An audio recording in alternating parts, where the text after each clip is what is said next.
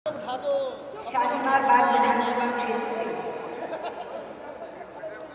Bharatiya Janata party के बहुत ही योग्य प्रत्याशी और वर्तमान विधायक आदरणीय भाई रविंद्र बंसल जी, मंच पर आसीन हमारे चारों पार्षदगण,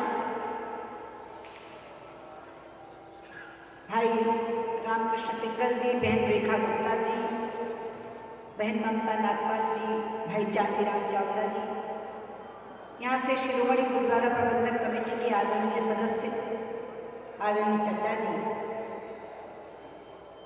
इस कार्यक्रम का संचालन कर रहे आदरणीय भाटिया जी और इस सभा में उपस्थित आदर योग्य मेरे बुजुर्गों, माताओं, बहनों और स्नेही भाई, सबसे पहले तो विलंब से आने की क्षमा चाहती हूँ। शायद आपको 10:30 बजे का समय दिया था, लेकिन मुझे भी 12 बजे पहुँचना था और आज पार्टी ने अपना घोषणा पत्र जारी किया है और डॉक्टर हर्षवर्धन की इच्छा थी कि उस मौके पे मैं ज़रूर उपस्थित रहूँ, इसलिए पार्टी कार्यालय में मुझे रुकना पड़ा और कार्यक्रम लगभग 1.5 घंटा देरी से शुरू हो सका। शालीमार बाग वाले तो बहुत सौभाग्यशाली हैं, विधानसभा 1 है, विधायक 2 मिलेंगे।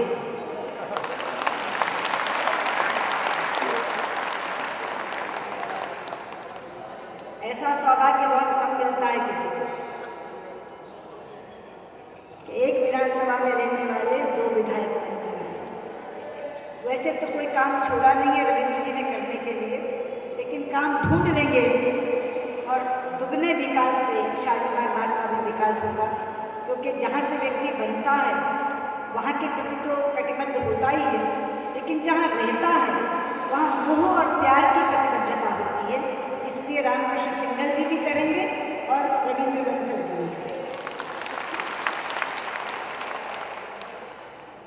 मित्रों, दिल्ली एक ऐसा महानगर है जहाँ 2 सरकारें हैं, प्रदेश की सरकार है और केंद्र की सरकार का हेडक्वार्टर है, और संयोग से दोनों सरकारें कांग्रेस की हैं।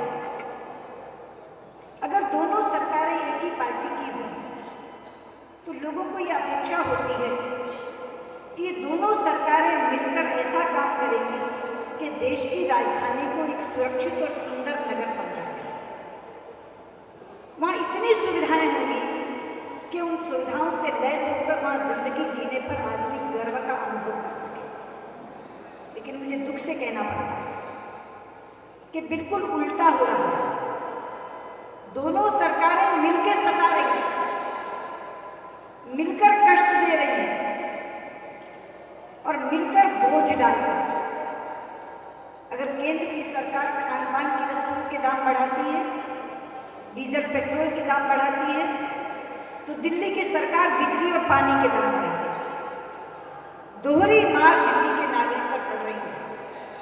लेकिन मुझे खुशी है आपको ये कहते हुए कि आज के घोषणा पत्र में हमने दिल्ली की एक समस्या को पकड़ा है और उसका समाधान सुझाया है। हमने तय किया है कि सरकार में आने के 30 दिन के भीतर हम सब्जियों के दाम नियंत्रित कर देंगे। और मेरी बहनें बेटी हैं यहाँ, उनके लिए खुशखबरी है। हमने तय किया है कि हम सरकार में आते ही सब्सिडाइज्ड सिलेंडर की संख्या 12 कर देंगे।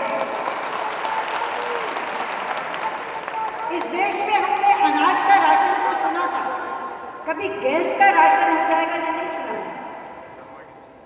और अटल जी के समय तो गैस इतनी बहुतायत से मिलती थी कि सिलेंडर वाला अगर उसके पास आखिरी सिलेंडर रहता था तो कहता था बहन जी 2 तो ले लिए, तीसरा भी रख लो। कहती थी पैसे नहीं है आज लेने को, बोला अगली बार ले जाऊंगा। कभी गैस की कमी महसूस ही नहीं हुई। लेकिन पहली बार इस समय केंद्र की कांग्रेस सरकार ने गैस का भी राशन कर दिया कि 6 सिलेंडर मिलेंगे। जब हमने संसद में हंगामा किया तो बढ़ाकर 9 कर दिए। लेकिन आपके लिए आज खुशखबरी है, 4 दिसंबर के बाद सरकार बनाइए, 8 दिसंबर को गिनती होगी। बीजेपी की सरकार आते ही ये 2 काम करेगी, आपके सिलेंडर 12 कर देगी, सब्सिडाइज कर देगी। दूसरी चीज जिससे सारे नागरिक खुश होते, मैंने अभी कहा कि वो खान पान के दाम बढ़ाते हैं, डीजल पेट्रोल गैस के बढ़ाते हैं और दिल्ली की सरकार बिजली पानी के बढ़ाते। हमने तय दामों में 30% कटौती कर देंगे। जो बिल आज 1000 रुपये का आ रहा है वो 700 का हो जाएगा। 30% की कटौती भारतीय जनता पार्टी करेगी, ये आज हमने घोषणा की। बुजुर्गों के लिए एक बहुत खुशखबरी है, यहाँ काफी बड़ी संख्या में बुजुर्ग बैठे।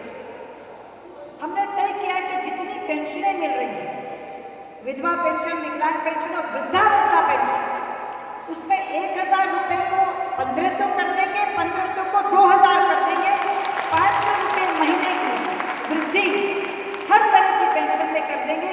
1000 रुपये वाले को 1500 मिलेगा, 1500 रुपये वाले को 2000 मिलेगा। और एक और खुशखबरी है, क्योंकि हम जिसको हमने नेतृत्व सौंपा है वो पेशे से डॉक्टर हैं, तो उन्होंने अपनी ओर से एक नई योजना लाई है। 25 दवाइयाँ चिन्हित की हैं जिनकी हर व्यक्ति को गाहे बगाहे जरूरत है। छोटी मोटी बीमारियाँ आती ही रहती हैं जिनके लिए तुरंत केमिस्ट के पास जाओ दवा लेके। हमने ऐसी 25 दवाइयों की सूची बनाई है। जन्म से लेकर मृत्यु तक दिल्ली के हर नागरिक को वो दवाइयाँ मुफ्त मिलेगी, हर अस्पताल में होंगी, जहाँ जाइए वहाँ उपलब्ध होंगी, वहाँ से वो दवाई मिलेगी। ये अपने नागरिकों के लिए। मेरे विद्यार्थी भाई खड़े हैं, बच्चे खड़े हैं, तुम लोगों के लिए रियायती दर पर एक ऐसा स्मार्ट कार्ड दिया है, देंगे, जिसको मेट्रो में भी चला सकोगे, बस में भी चला सकोगे, और कल को मोनो रेल आएगी तो उसमें भी चला सकोगे। एक ही कार्ड सबके लिए वैलिड होगा। एक ऐसा कार्ड हमने आप लोगों के लिए तय किया। हमारे यहाँ महिला सुरक्षा बहुत बड़ा मुद्दा है। उसके लिए हमने तय किया कि 24 घंटे की एक हेल्पलाइन मुख्यमंत्री की देखरेख में चलेगी और हर बच्ची के लिए कमांडो कोर्स का प्रशिक्षण ये सरकार तय करेगी। और एक ऐसी चीज जो आप कभी सोच नहीं सकती, जिस वर्ग की महिलाएं यहाँ बैठी हैं, घर में काम करने के लिए महिला की जरूरत होती है, काम वाली बाई की जरूरत होती है, मिलती नहीं है। मिलती है तो ट्रेंड नहीं होती। 10-10 दिन 20-20 दिन लगा के ट्रेन करो, फिर चली जाती हैं छोड़ के, फिर नई को ट्रेन करो, पता भी नहीं होता, अपराध हो जाते हैं।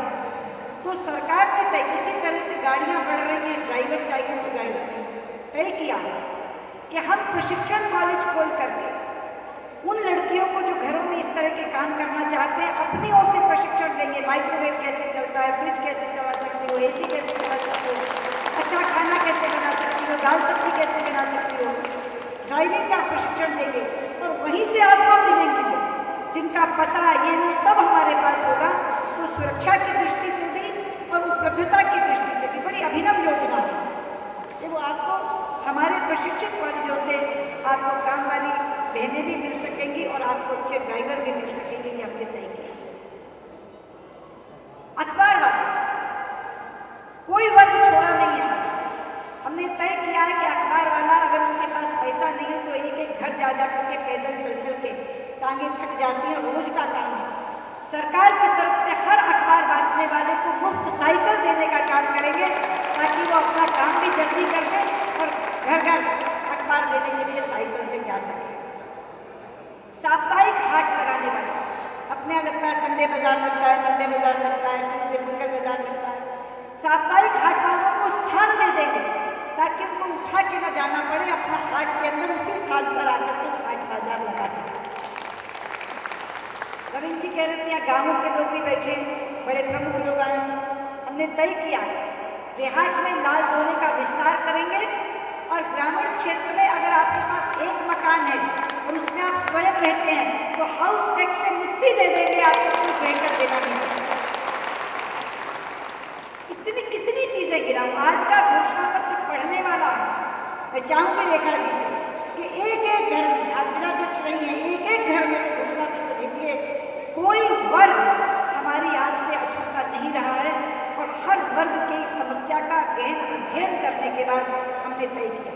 जैसे अनऑथराइज्ड कॉलोनीज, उनको नियमित करने की बात कितनी चलती, कब से चल रही है।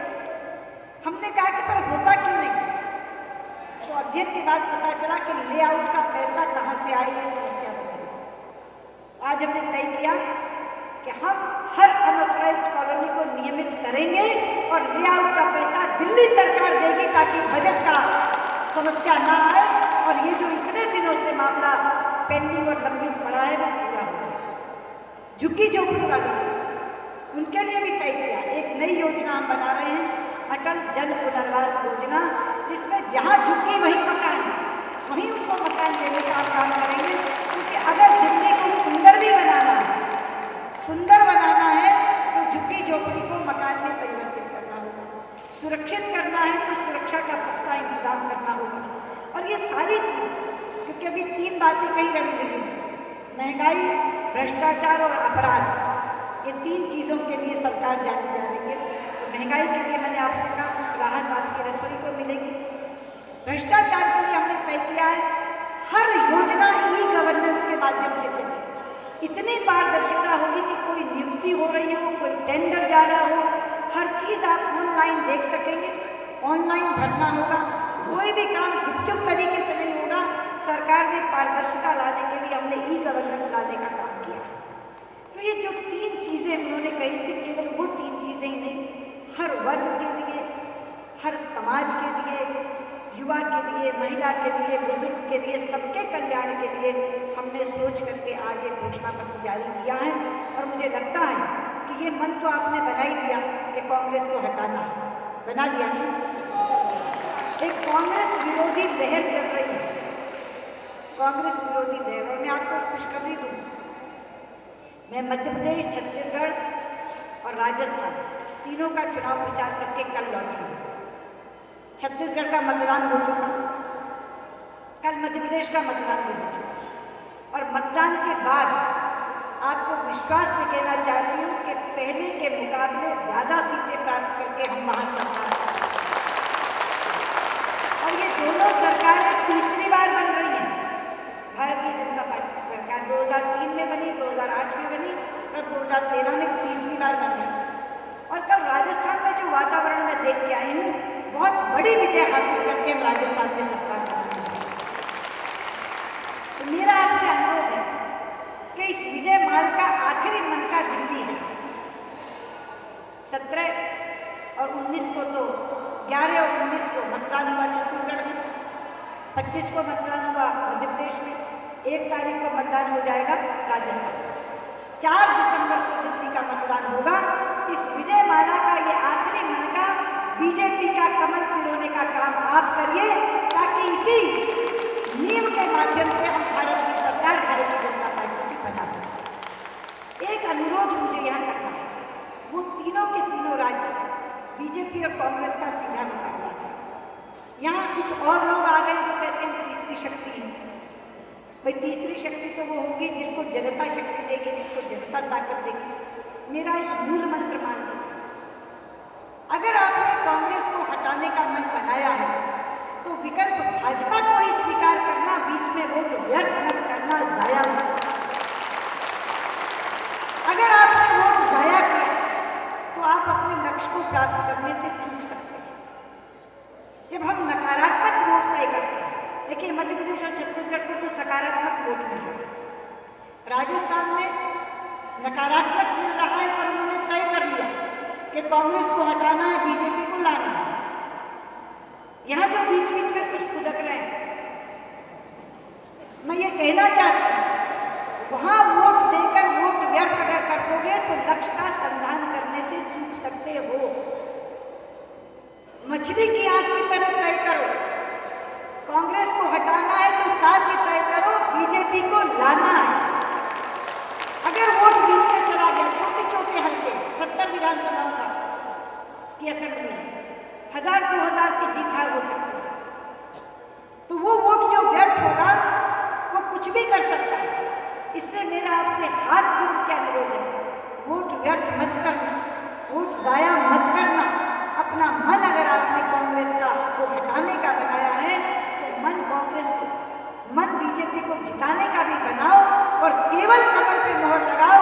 भाई रविंद्र बंसल जी को यहाँ से और रामकृष्ण जी को आदर्श नगर से जिताकर भेजो। हमने बहुत अच्छा नेतृत्व दिया, साफ, सुंदर, साफ, ईमानदार, इतना साफ, स्वच्छ और सुथरा ईमानदार नेतृत्व दिया है।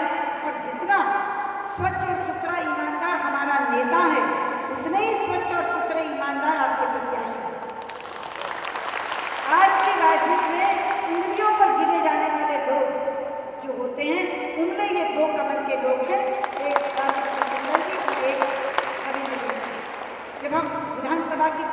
देखते हैं तो सबसे प्रभावी विधायकों में जो अग्रणी नाम आते हैं उसमें से रविंद्र आप सौभाग्यशाली हैं कि आज के समय ऐसे प्रत्याशी आपको मिले हैं, ऐसे विधायक आपको मिले हैं और दूसरे विधायक बनने वाले हैं। सो मैंने कहा था मैं लंबी बात नहीं कर पाऊंगी क्योंकि अभी मुझे वजीरपुर जाना है, पृथ्वीनगर और शकुन बस्ती सारे कार्यक्रम ले चुके हैं और उसके बाद फिर शाम की 5 सभाएं करनी है कि मुझे नहीं लगता इस प्रबुद्धजन को इससे ज़्यादा कुछ और बताने की आवश्यकता है। बिना वोट व्यर्थ किए सुबह सवेरे चले जाना, 4 तारीख को मतदान केंद्र के आगे लाइन लगा देना, अंदर जाकर कमल का बटन दबा देना, भाई रविंद्र बंसल जी को यहाँ से और रामकृष्ण सिंगल जी को आदर्श नगर से जितवा देना और डॉक्टर हर्षवर्धन को यहाँ का मुख्यमंत्री बना देना। एक बार भाजपा की सरकार बनेगी तो दिल्ली के कष्ट कटेंगे और फिर भारत में भी भारतीय जनता पार्टी की सरकार बनेगी। और ये विश्वास आपसे लेते हुए क्या आप इसमें अपना सहयोग, समर्थन और आशीर्वाद देंगे, मैं आपसे विदा लेना चाहूँगी। बहुत बहुत धन्यवाद।